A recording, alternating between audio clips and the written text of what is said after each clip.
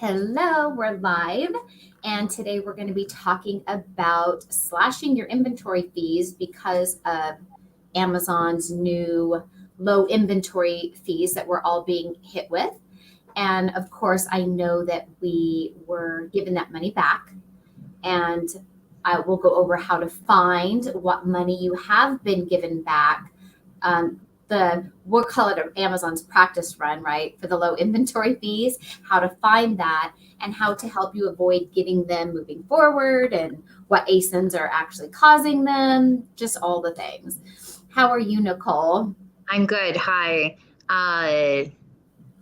This is a good topic because it It's affects still new and everybody. fresh. Yeah, it's still new Yeah. and fresh. And have you already checked what your fees were that they took and gave back? Have you even looked at that in your own account yet?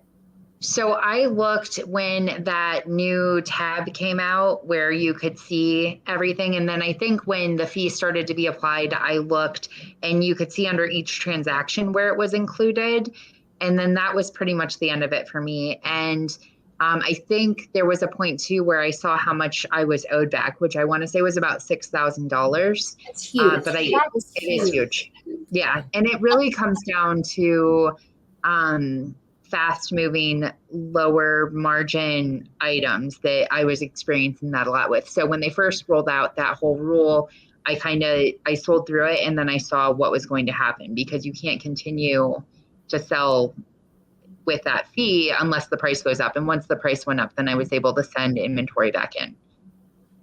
And then you think, okay, that's one thing when they took it and at least you got it back.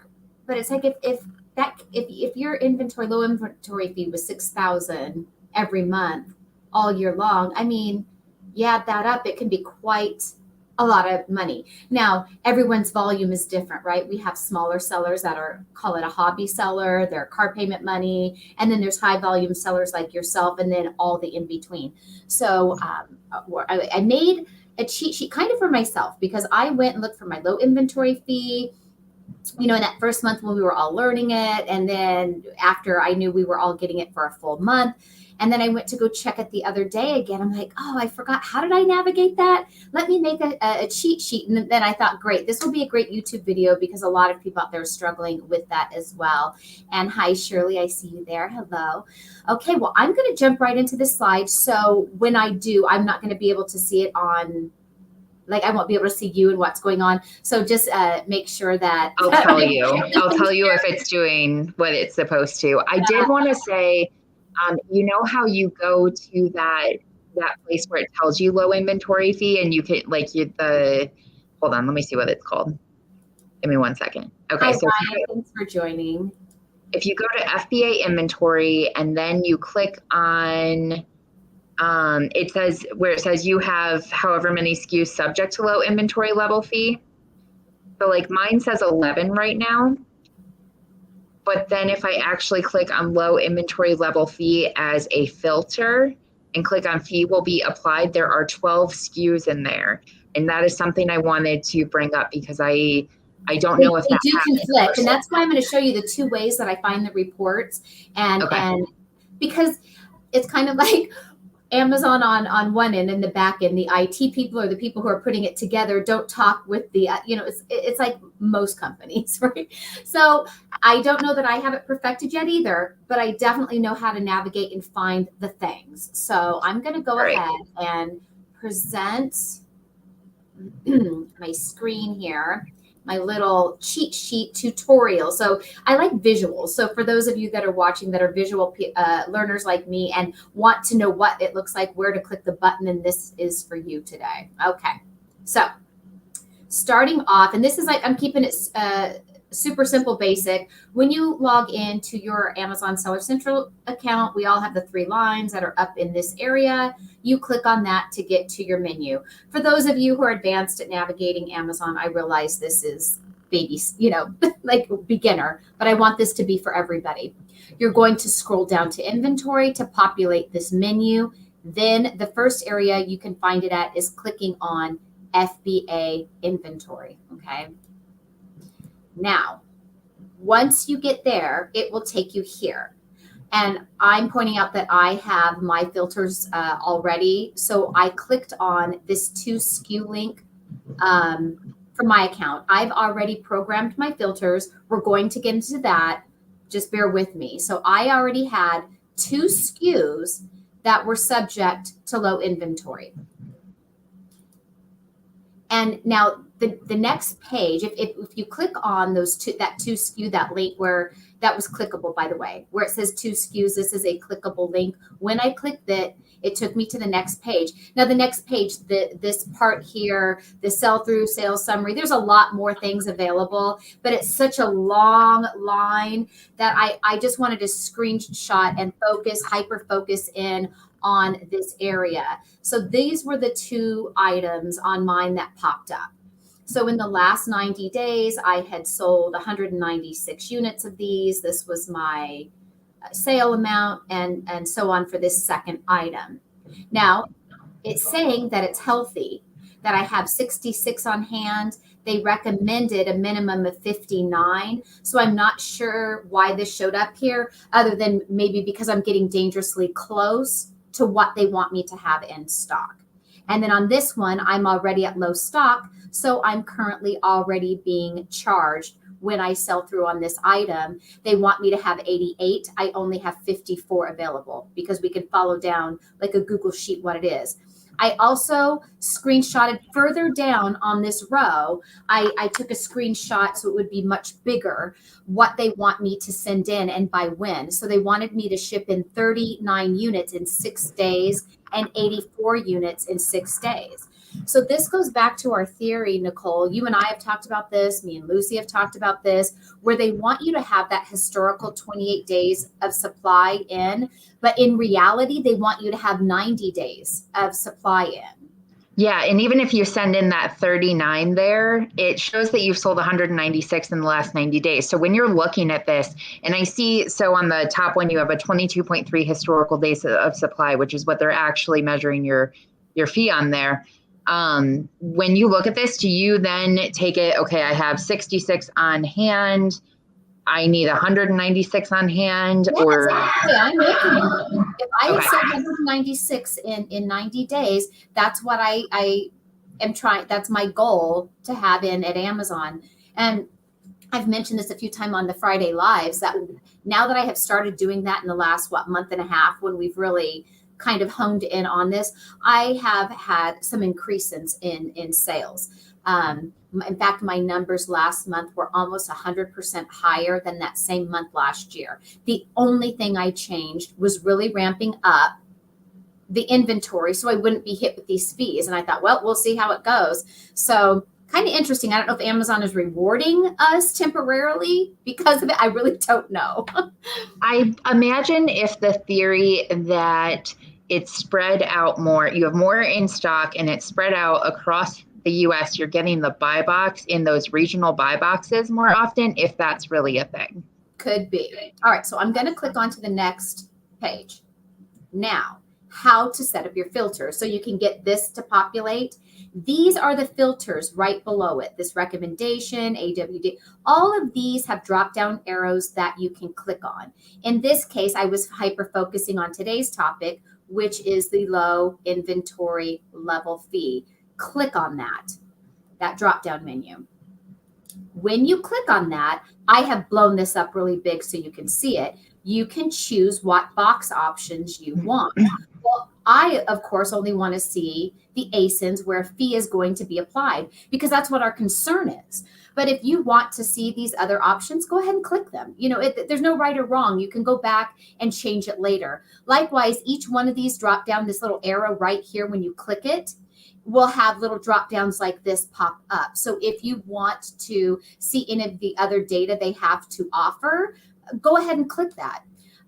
So go ahead and look through all of those filters and adjust them accordingly. Once you have done that, you are going to click the button right up here, download report. So you come through here, just to reiterate, you go through your filters.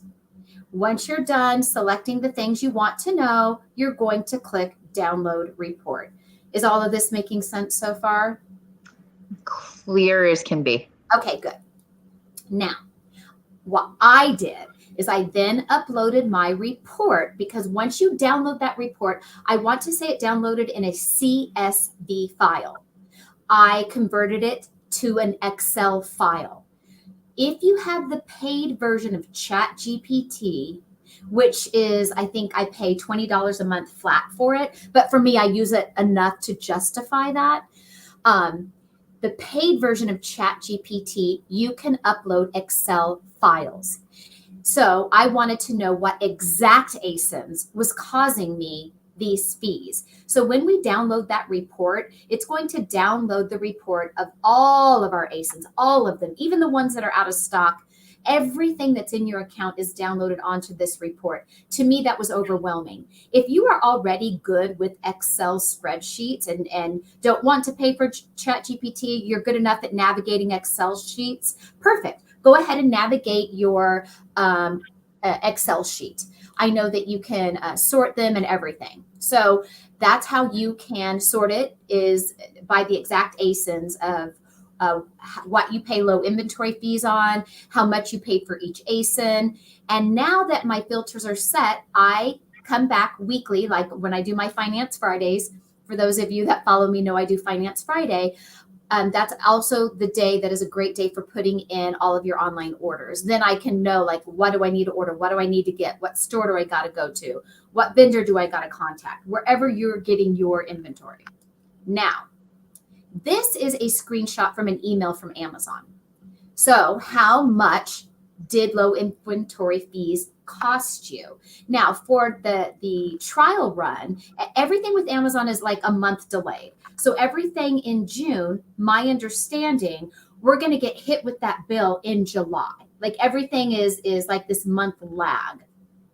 So the fees that Amazon did credit us back, I covered this on Friday's show with Lucy, but this will apply for every single month, the same instructions. You're going to go to your payments menu and select payments, then click transaction view. Under the transaction type tab, you're going to select other. I have screenshots coming up that walk you through this, by the way. Then the date range where we got the money back to us was from May 31st to June 3rd on your portion of the payment report. You would click update, and then under the product details, go to the line item that displays others. And that is the amount that Amazon credited back. Now, moving forward, we are not getting credited back. Moving forward, we're paying. This is what we're paying. So how to do this? In your Amazon account, when you're on your main page, you have your total balance here.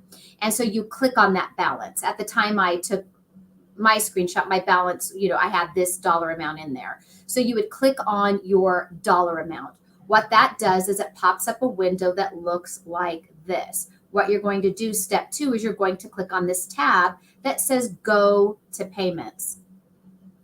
From there, it takes you automatically to the tab that says Statement View. All of these tabs are clickable going across. You're going to click on the tab that says Transaction View. Step 2 is where you're going to put in the date range that you want to look at. So if you want to look at what Amazon suggested for where you got credited back, you would have to go back here to May 31st to June 3rd. But moving forward, you can put in any date range you want, okay? Then step 3, from this drop down, this transaction type, this is a drop down menu. You're going to choose Other. And then you're going to come over here, and the 4th step is you're going to click where it says Update, okay? Now, what you're going to get is something that looks like this. It's going to be this little spreadsheet that's viewable right there on that page. It's nothing that you have to download. It shows on the screen. Now, there are several different others. There's this other. All of these transaction types are other. And then here's product details. And even this says other, other, other. The dollar amounts here at the end are clickable. When you click on it, it might be a refund. It might just be that Amazon refunded you back money. So you have to get to where you click on them to find out which one is your low inventory fee. It would be nice and make the most sense if Amazon would just put low inventory fee, but no, they're going to make us dig for it. So I just looked at mine, and there's one other for $8,061. Yeah. And then I did you bet click that's the it. dollar amount? And when I click on the dollar amount, it just says others. Others is your low inventory fee. Okay. Yeah, the one that is titled others with that extra S, that's actually the low inventory fee, but it doesn't say low inventory fee. It says Right. others, which is perfect for Amazon. That's just the way There's Amazon mud. likes to do things to keep us confused. Yeah. So now the next area that we can look at for low inventory fee is your SKU economics report. And this is a really great report. It's new. So this is a newer report. Same thing. You click the 3 lines in the top corner, you scroll down to reports, this menu pops up, and you're at the very bottom is SKU economics report. And that's what you're going to click. Once you click it, it takes you to the SKU economics report page. And you would choose your marketplace. So if you sell also outside of Amazon US, you can look at all of your other marketplaces you sell in, and you will choose marketplace, and you can choose what date range you want. And then this step 2, you select all of the boxes that you want to see. Any data that you want to be in this report, click those boxes.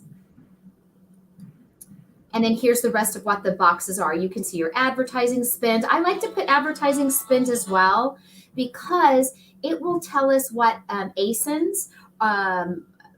So if you do ad campaigns, like if you do an all SKU campaign, if you do ad campaigns on one specific ASIN, however you do your ad campaigns, it pulls that data from your ad reports, which is really great.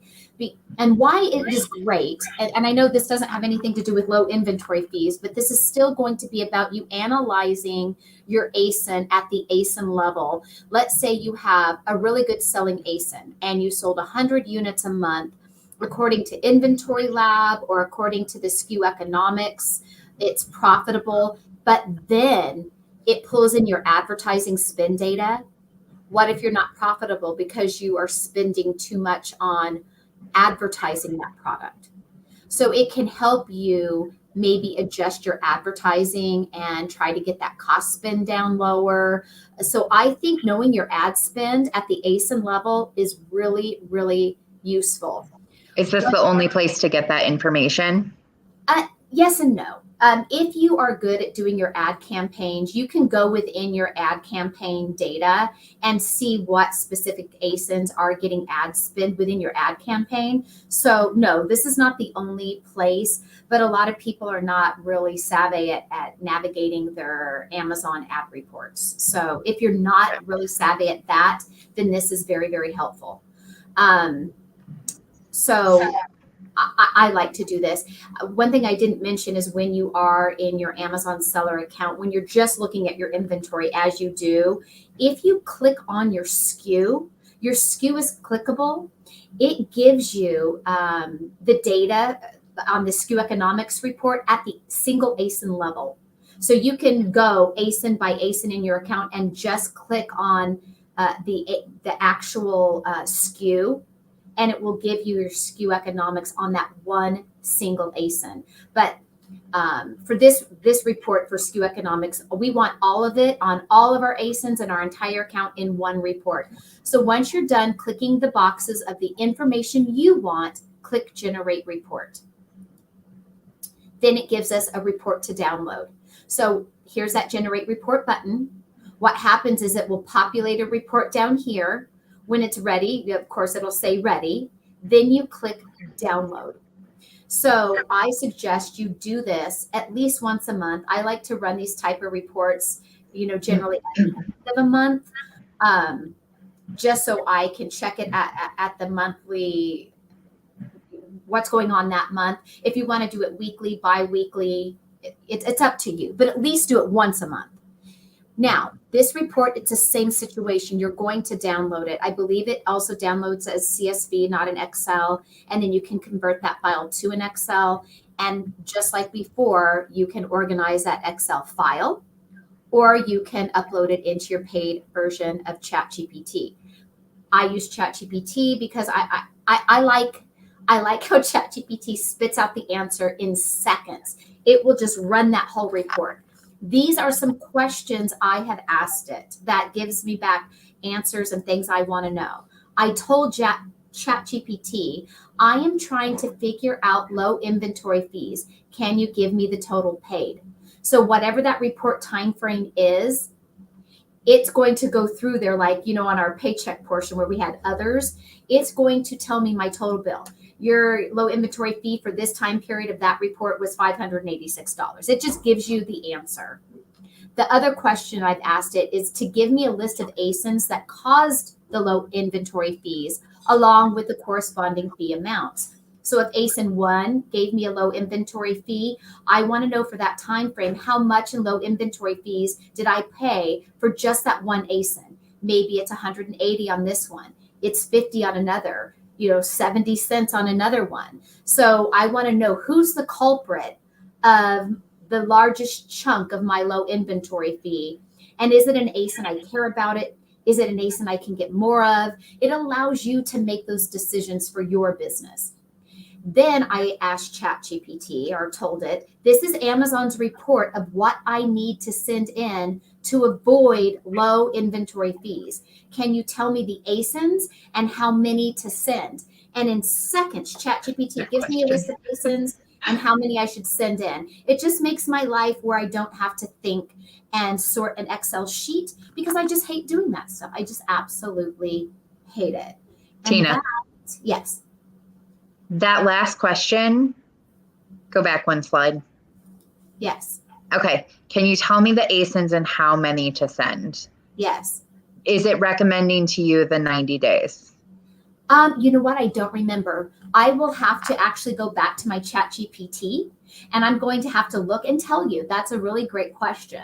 I wonder if you say, like, I've sold 100 in the last 90 days. I have this many. I'm incurring this fee. How many would you send? What your answer would be. Because I have really struggled with, like, I use Replan Dashboard, and for a couple of years, I've always gone off the 30-day. And I notice that even I struggle with the low inventory because I want to know what's going to incur the low inventory fee so that I can be proactive as opposed to reactive. Right now, we're very reactive in this situation. Like, each week we're like, oh, we're incurring this now. And then I have to look at the price and look at the fee and decide what price point I want to be at. Am I okay with that fee? And I'm going to send some in. But is there something we can do, whether we use ChatGPT to do it or something that can say, like, okay, you're getting close to this. This is how many you should send in, that we could do on, like, every Monday when those new fees show up? Yeah, that would be really great questions. And this is new for all of us, right? We're all learning this. We're all trying to not lose money. And like you said, your low inventory fee was $6,000. I mean, that is astronomical. That is more than some people make in a month, their salary, right? I mean, that's a huge chunk of money to lose that normally was going in your paycheck. And it's like, it makes me sick, right? Yeah. So it's just like, we need to figure this out to our best ability. So I agree with you on some of mine that had the low inventory fee, and I knew I wasn't going to be able to send in as many. I looked at what that fee was. So I did look at that, and I did raise my price by X amount. In fact, I had one ASIN in my account where I realized at that SKU economics, Inventory Lab showed my profit.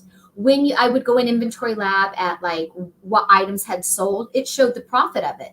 But I wasn't really profitable according to the SKU economics report. According to the SKU economics report, I was losing money because I was being incurred this low inventory fee on all of them.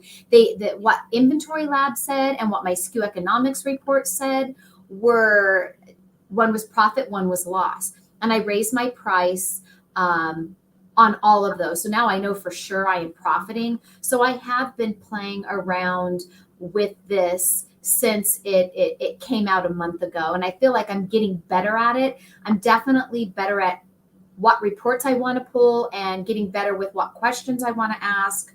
But I have another question. Yeah. What was the discrepancy in Inventory Lab? Well, the discrepancy was that Inventory Lab just showed the plain old profit, right? But the SKU economic, what Inventory Lab is not taking into consideration was the low inventory fee. At least that's what I suspect, because Inventory Lab does not give us a breakdown. They just have like the Amazon's FBA fee. I don't think it's getting the data of the low inventory fee. And this is on one of my items that is like a $2 profit item. It's a high volume selling item that I was making like, just shy like $1.89 or so. I can't remember the exact, but it was just shy of $2. So with that low inventory fee on it, it was just eating up all of the profits.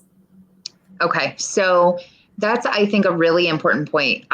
Since April, have been paying really close attention. It kind of in step with the low inventory fee, of really having to pay attention to those fees and what our goals are and what we need to do to get to those goals. And, like each day when you do your shipment through Inventory Lab, it'll say, this is the profit. And I understand and assume it's not accounting for the low inventory fee when that's there. If you advertise, it's not accounting for your advertising cost either. I mean, Inventory Lab is just your simple profit. There are other costs involved that Inventory Lab is not tracking. Inventory Lab does track like what you've spent on advertising if you go to the profit and loss report, but it's not. It doesn't incorporate it in at the SKU level. And that's where I'm getting a lot of value out of running these reports. There's a few things where Inventory Lab compared to my what Amazon says in Seller Central compared to what the program is that I use that pulls the calculator up on every Amazon page. And all three of those can vary. Always. Never. Right. And Inventory Lab is the last one that I account for. I hold a little more value to the other two, with Amazon Seller Central being the number one. But it's really hard sometimes when you've got those high volume, low profit items, because they do bring value to your business in a sense. But and my low inventory fee apparently was actually over $8,000. So yes.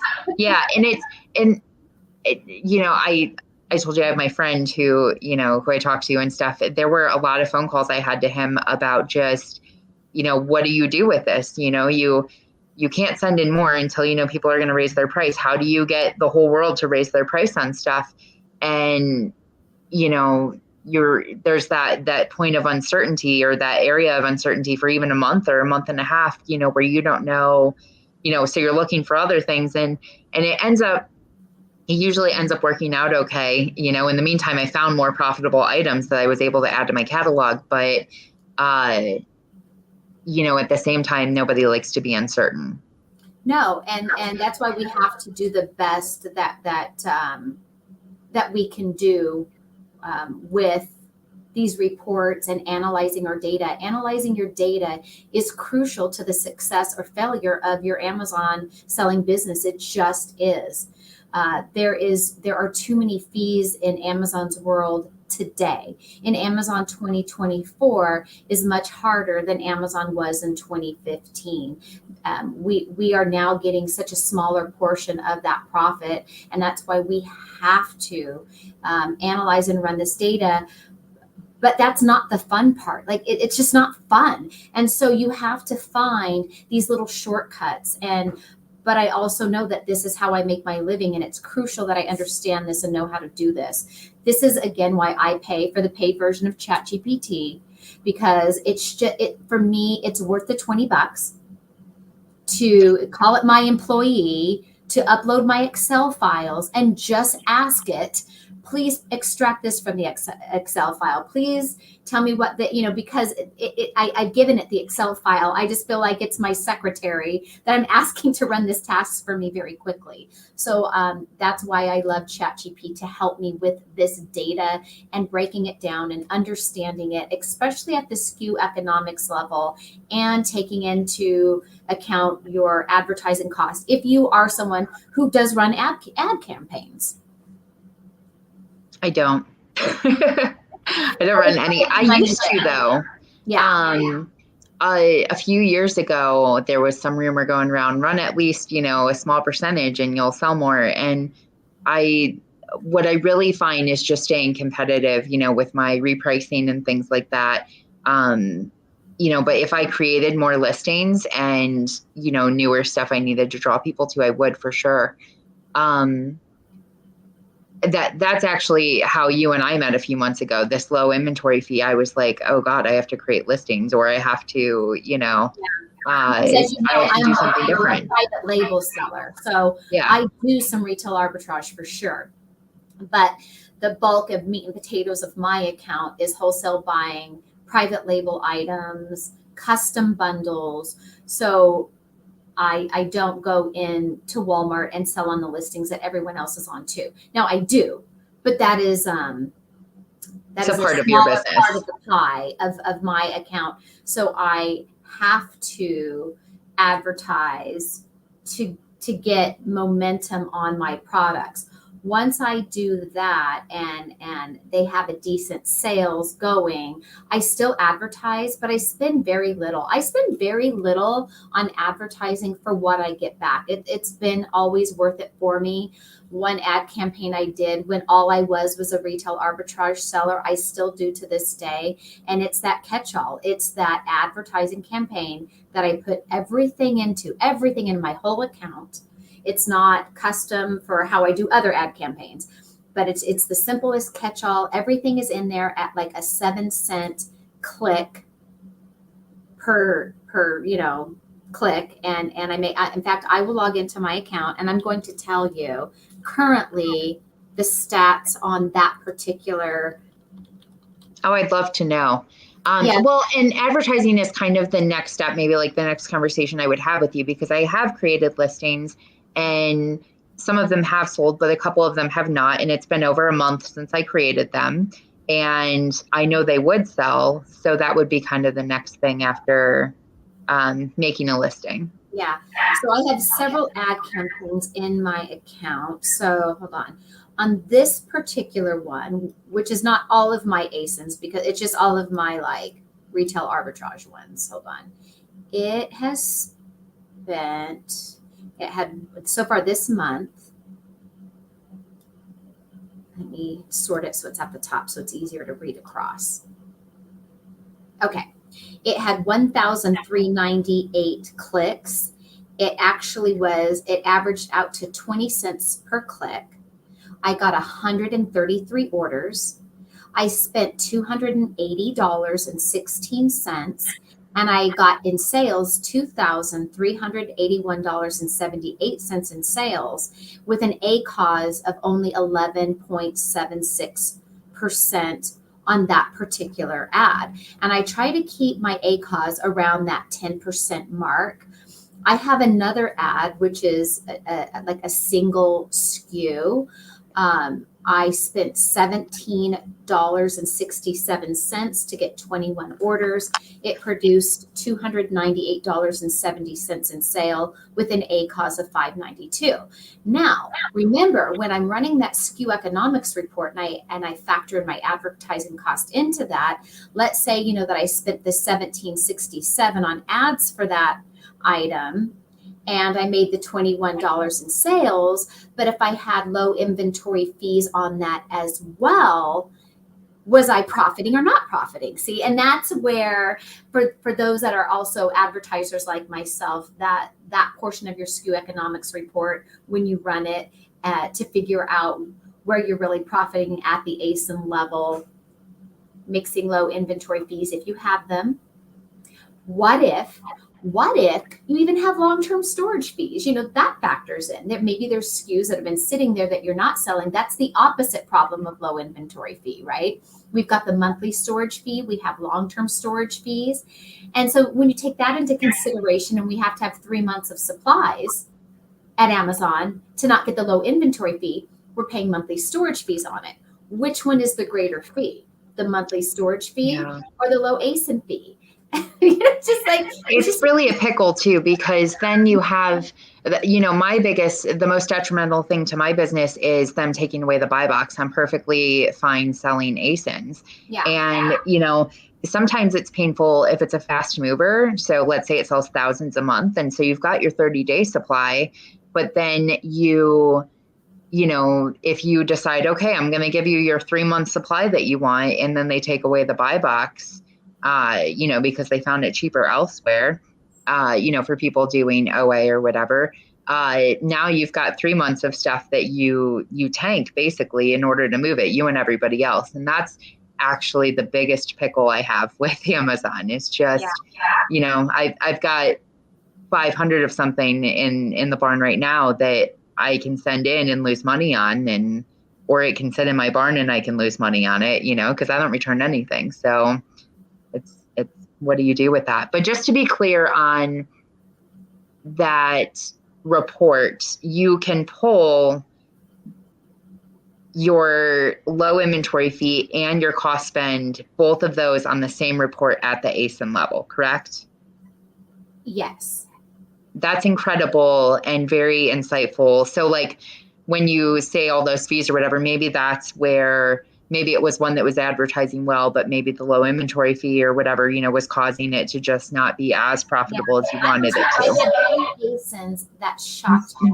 I thought these were like the ones I was churning and burning, and like they were my favorites. Yeah. And when I pulled that report, I was like, wait a minute. And so then I even got on the phone with Lucy, because she loves analyzing data and she loves that. She loves Excel sheets. She can formulate them, right? So, and I use ChatGPT. So I'm like, Lucy, can you, jump? I said, will you take a look at this? I want you, because I want to know, am I jumping to conclusions because I'm having a panic attack here? She goes, no, you are absolutely right. And she couldn't believe it herself. She ran it, she looked at it, and these 3 items that I thought were some of my bread and butter were not so much my bread and butter after all. And I didn't realize it. Nothing makes you sicker than realizing that the work you're doing is not fruitful. It was devastating. And I'm like, how long has this not been fruitful? And I thought it was. Is it just because of these low inventory fees? Let me tell you, you guys have got to go in here and pull these reports. And if you're not big into Excel, even get ChatGPT for 1 month for that $20. It is so worth it to run any report that you can possibly think of, upload that Excel file and just ask it any of the questions that you want to ask it. And it just pulls that. I love it. After we're done on the live, we can pull it up if you want to see, So, I would like to share it publicly, but then, then all your private information is out there and all of you watching, I know that you understand that as well. I see Ryan Resell says FBM. Okay. So, that could be a solution for some people. I shipped like 100 items just for eBay today. And I couldn't imagine if I had to fulfill especially doing like high volume, low margin items or whatever. And actually that's what we did our shipment of. And we didn't have any 50-pound boxes today, which is the first time that's happened in years. But it was all, small and light kind of stuff or whatever. And it was so interesting. I don't even know where I'm going with this, but it was so interesting to do that. Not 50-pound boxes, shipped 1 to California, a couple to New Jersey, 1 to Illinois, and the average weight to ship in was 53 cents per pound average or whatever. It was weird. But then in regards for the amount of work we did or whatever, I think the profit was going to average around 2,000 for the shipment we did today. And I was like, well, that's great. Cause normally it's about 1,000 a day or something, let's say. So we're like in this weird, navigating different things and figuring out what works and what makes sense. And yeah. A lot of us are. And I want to share what Reno says here. He says where he's stepping away from FBN. Reno is a friend of mine. So I know I can share a little bit about his experience with fulfilling by merchant. So he is someone, like you said, how you were doing 100 for your eBay. He was doing orders like that with Amazon. He's like, he felt like he was recouping his investment in inventory, selling it fulfilled by merchant, because he was churning it. Like he would list them, they sold, list them, they right. And so he ran into a problem a lot of other resellers will identify with and run into as well. If you get all this great inventory and you're able to list it merchant fulfill and sell it so fast, it's like Q4 all year long when you have access to that fast moving inventory. So he knows that if he was sending it into Amazon, it was going to take a week or two before it went live. He would have already sold it fulfilled by merchant. But doing these fulfilled by merchant orders every day was sucking up his whole day. Yes. That then it didn't give him the time to go out and shop the way he wanted, or, right. X, Y, and Z, or have time to work on building listings or whatever it is he was wanting to do. And so it's this dilemma, which is going to be the more profitable one in the end, cranking out fulfilled by merchant orders all day, or taking a little bit of a loss by sending them into Amazon. And really only you, or in this case, Reno, can test this theory himself. Is he would do he could do all fulfilled by merchant in the month of May, and then the month of June, switch it up to all FBA. And then in the month of July, see what his profits were. Because it wouldn't be fair for June, right? Because June is when we were just sending it in. But by July, it got there, right? So then you would have, because there's that lag month. So again, it always comes down to analyzing your numbers, running your numbers. And I know for a lot of people, this is a struggle, and I get it, because the first several years of Amazon, I couldn't figure out the math of it all, the bookkeeping, I'm just like, well, I know I'm buying it, I'm sending it in, it sells, inventory lab said I made money, so I'm making money. I just right? That's what I did. And I'm like, no, I've got to get this. I really have got to get this. So then that's when I hired a bookkeeper, and I went through a couple of different bookkeepers, and, I would ask them, I'm doing it, which is making better money. It's like almost like I wanted this financial advisor, and no bookkeepers were able to answer to me the questions I really wanted to know. So this year is especially when ChatGPT came out and I really learned to play with it. And then once I realized it can analyze spreadsheets, I'm like, here we go. This is the bookkeeper I always wanted, the one that I could give it the data and it answer the questions I have. So it's my best $20 a month spent. And I hired a bookkeeper to teach me how to do my books myself. Does that mean I'll continue to do them forever? No. But I want to truly understand my numbers. I realize how important this is and where I'm losing or winning, and so now I'm to a point where I just meet with him every couple of months to check my work and tell me about it. There's a lot of value in you saying that, you ran your business and you were shipping stuff in, and Inventory Lab said you were making money and you had some money in your bank account every week and you weren't starving. So, I think a lot of people start that way. Yeah. And there's, I can't stand when anybody comes in and says, well, they have it all figured out and you're all dumb if you don't know, because you just don't know. No, I don't know any Amazon sellers who came into the business because they were really great at this. We were resellers before, or we were looking for something to do from home, or whatever the case may be. Have to go to a job and we knew how to find deals, sales, and we love the thrill of the hunt. Most of us who do this, we do this because we want the fun part. We want to go through, if you do eBay like I do as well, it's like we want to go through Goodwill and yard sales and sometimes it's the art of the haggle that you love. Like, how cheap can I get them to sell it to me for? Or, oh my God, I found this. Like, do I even tell them how much it's really worth, or do I just secretly buy it for the $5 and then get in the car and be like, woohoo, right? So that's really, yeah, when you talk about different struggles and stuff in this business, Amazon coming out with all the fees that they came out with, I was like kicking and screaming with that. Like I was not happy about it. I was like, this is gonna, cause all these problems, and the amount of brain power I had to use to decide, where am I gonna spend my time and what am I gonna do? And a couple takeaways and things I guess that made a difference was, one, it got me to get uncomfortable enough to reach out to you and say, hey, I need to know how to make listings.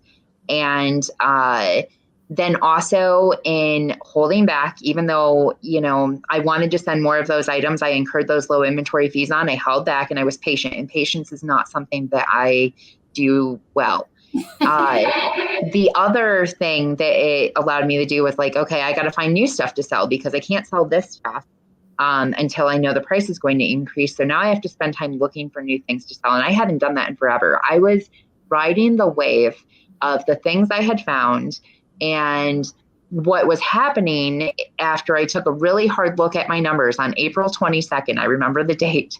My margins were so low because I had gotten comfortable and complacent. My focus was on the thrill of the hunt for eBay. And to prove to myself that if anything ever happened with Amazon, I could do eBay really well. And I did it really hard.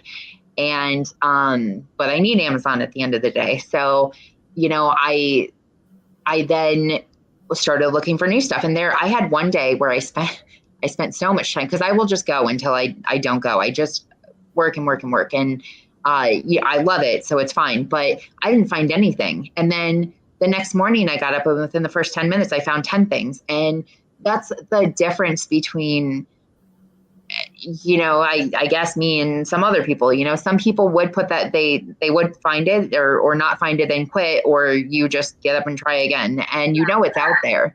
And so my margin has increased about 5% since I did that. Like which is great because I have goals, but then I keep getting distracted by my, it's summertime and we go garage sailing and we'll hit, last week we did like 70 in one day. We had 120 in another day, and we'll hit all of those in one day and just whatever we can find. And you got to find this balance, and so then I'm working on Sunday on Amazon, and it sounds crazy to anybody else.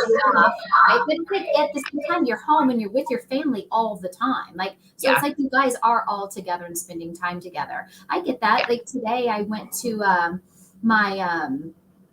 my son's house because he works, his girlfriend's at work, and they're getting flooring put in. Well, I just carried my laptop over there. I drove over there and my mom went with me, and I brought my laptop because he had Wi-Fi, and I'm able to work there if I needed to, right? Yeah. And so that's the great thing is when you do this, you do have a lot of flexibility.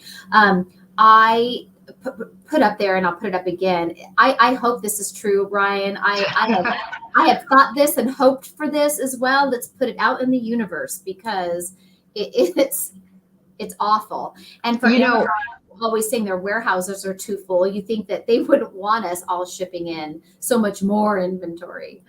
Yeah, that's a great point. And then the other thing too is the moment where like that listing I have where I have 500 items in my barn.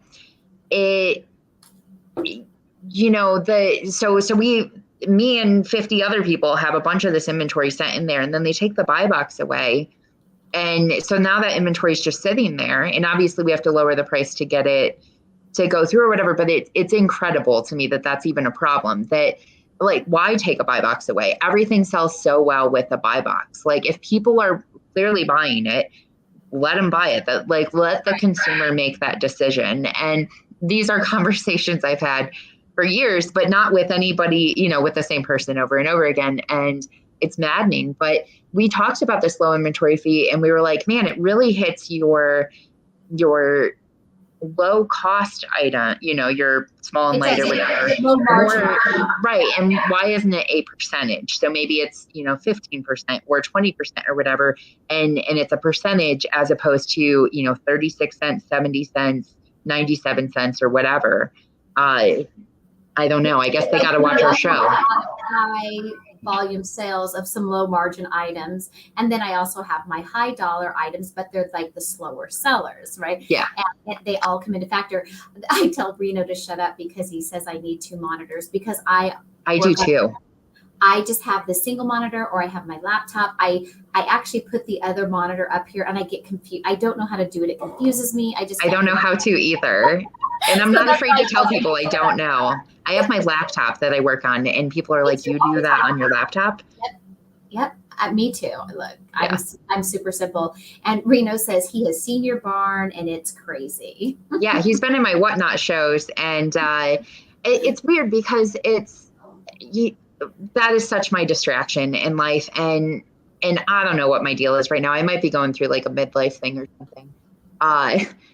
We went garage selling the other day, and I always ask for the same 3 things at every garage sale. And I asked this guy, and he thought I asked for books. And so he's like, come down to my basement. So you're like,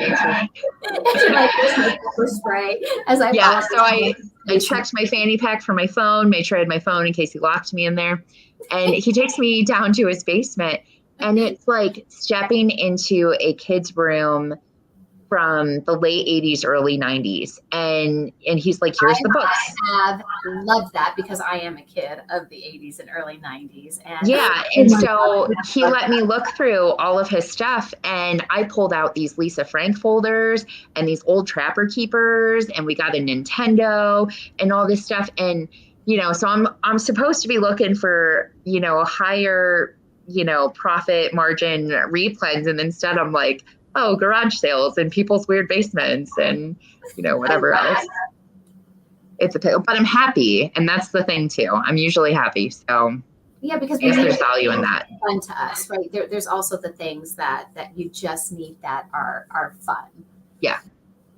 I know. I always wonder how Reno has time to, because I popped into your Whatnots where I'm in there for a little bit and I pop out. I don't always comment, but I don't know how Reno always has the time to work and do all that I really don't know how he watches all these shows and does all that he does.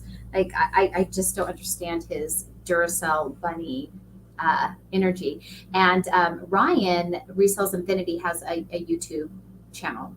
I've got to check it out. And he goes yard selling also. And Ryan, if I recall, you're in Pennsylvania, I want to say.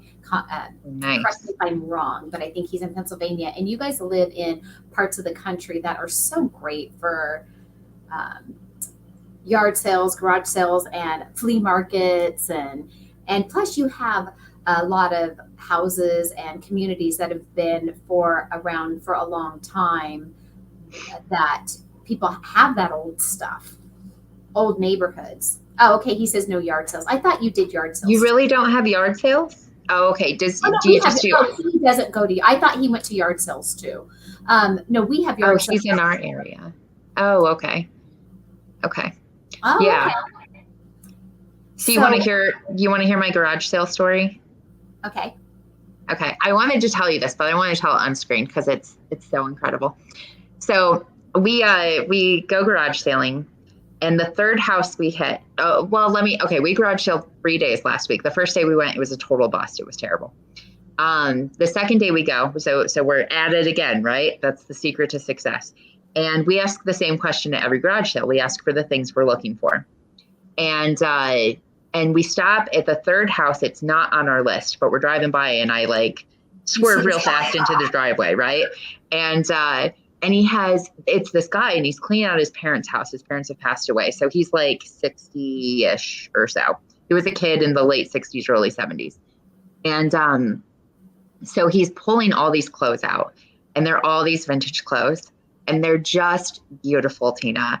And I'm like, how much are these? He's like, oh, $1 for these and like $3 for these. And I'm like, shut the front door. So I'm making a pile and getting all these things. And he has all these character glasses that I'm a sucker for that I don't need any more of, but they're 50 cents a piece. So I'm like, oh, score. Okay.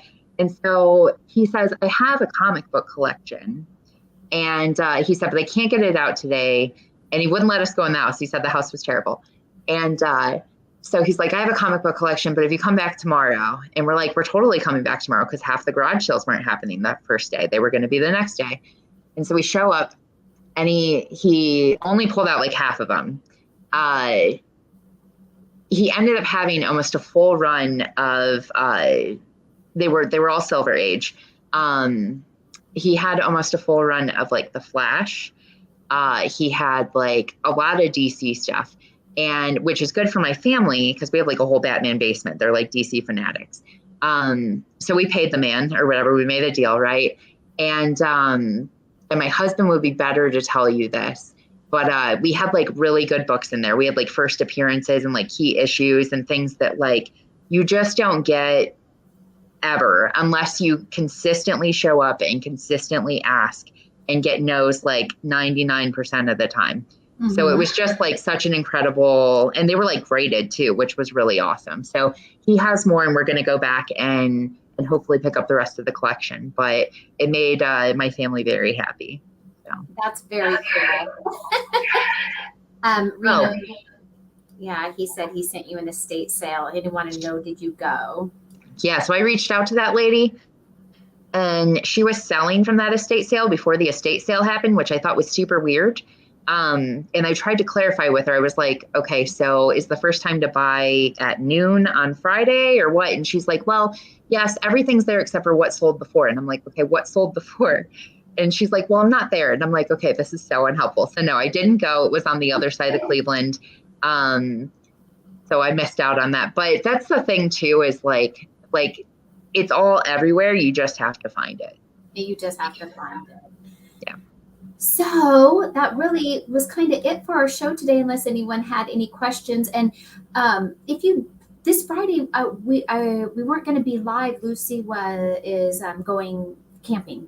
So I am curious for those of you that watch this later or come back and comment and let me know if you've gone through and ran the reports that I showed you how to do today. And if you had anything that was enlightening for you. Yeah, and Reno reminds me all the time, hit the thumbs up, like, subscribe, do the YouTube things. It helps. Right. And but I'm really the most curious about you guys running these reports and using Excel, ChatGPT, whatever it is that you use. If you found something that blew your mind, or if you found an ASIN that was better or worse than you thought, I really want to know what happens. I want you to follow up so I can find out. For those that joined late at the beginning of this video, I went through exact slides, how to get the reports, how to analyze them. So, come back and rewatch that part if you need to know how to do that. I think too, if anybody has any good tips or changes that they've made that has made a difference, or like whatever their steps are and stuff, if they leave that would be helpful too. Like, what can we learn from everybody else? Always. Because I certainly don't know all the things. I just try to share what I do know. Yeah, your slides were fabulous. Oh, good. I really tried to think through what I would want to know if someone was sharing a slide with me. Because sometimes I feel like people skim through the slides. I'm like, wait, what did they click? Where do you click that? And it's like they just click something so fast. Because for them, it's second nature. But for someone doing it the first time, yeah, you need those baby steps. So, yeah. All right, you guys, have a great rest of your evening. Thanks for hanging out with us. And Nicole and I will be back here in 2 weeks. 2 weeks. And so we'll have to remember to get a follow-up on her comic book finds and how all of those scores went. And I definitely want to hear from all of you on your reports. So see you later. All right. Bye.